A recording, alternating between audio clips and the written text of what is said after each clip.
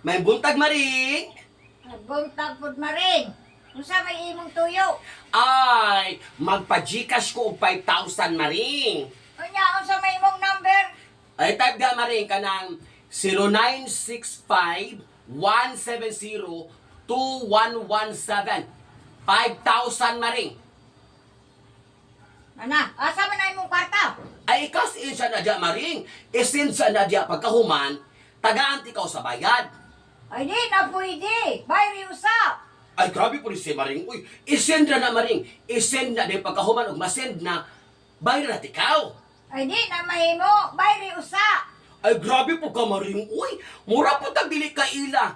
Isend sa na pagkahuman, bayran tikaw sa 5,000. Mapagbawa ka na scammer ka maring.